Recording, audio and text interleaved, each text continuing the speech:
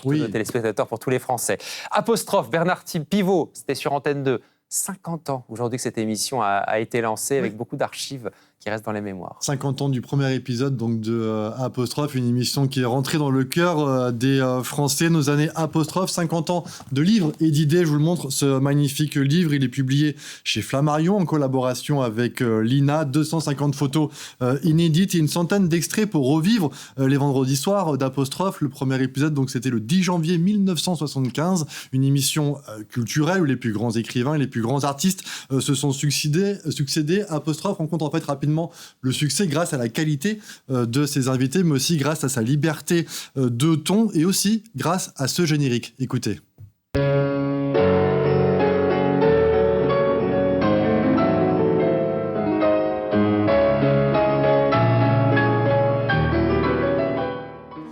Alors l'un des premiers grands moments d'Apostrophe, c'est la venue, la visite de cet auteur russe, Alexandre Solzhenitsyn.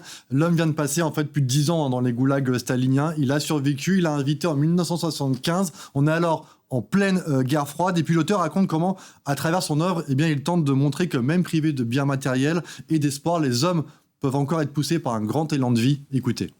L'esprit de mon archipel, de mon œuvre, n'est-ce pas, consiste à montrer que ceux qui sont privés non seulement de nourriture et de vêtements, mais même d'espoir de vivre, eh bien, malgré toute cette privation totale, les hommes peuvent éprouver un immense élan spirituel. Apostrophe, c'était le grand rendez-vous des écrivains, mais aussi des personnalités de l'époque. C'est une émission qui était inscrite dans son temps. Ouais, c'est inscrit dans notre époque, dans notre temps. C'est une époque aussi où une émission, on pouvait boire, on pouvait fumer, on pouvait s'engueuler en direct, mais parfois cela dérapait un petit peu, hein, comme ce fut le cas le jour de la visite de l'invitation de Charles Bukowski, l'immense écrivain américain qui avait visiblement un petit peu trop picolé, on peut le dire. On peut porter sur la bouteille dans les coulisses. Regardez cette séquence. Je suis heureux, je saute au plafond. Vraiment obsédé, ça, c'est le pompon. Bukowski, ta gueule, tu nous enquiquines. Voilà. Au revoir. Ok. Finalement, il tient pas tellement la bouteille, cet écrivain américain.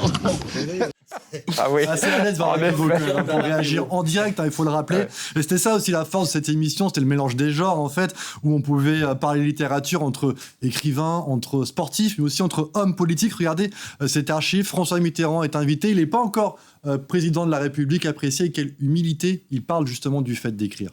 Parlons pas de moi et de ma façon d'écrire. Il y a tellement de grands écrivains qui mériteraient mieux que moi de s'exprimer à ce sujet. Disons, puisque vous me posez la question. Ah oui, mais je suis responsable de la question. Je vous dis simplement que, pour moi, écrire correspond à une nécessité intérieure. Et si cela suppose beaucoup de peine, je ne vais pas dire de souffrance, de peine intercalaire, le résultat me plaît. J'aime écrire. Alors Bernard Pivot, homme de télé, homme de lettres, Apostrophe, c'était son émission. Elle s'arrête en 1990 après 724 numéros. Si vous vous replongez dans cette époque, eh bien, profitez de ce très beau livre. À rappeler quand même une petite anecdote, 30% des gens à l'époque attendaient Apostrophe pour savoir quel livre ils allaient acheter le week-end. Une bonne idée donc si vous voulez trouver de nouveaux livres, peut-être à glisser sous le sapin de Noël.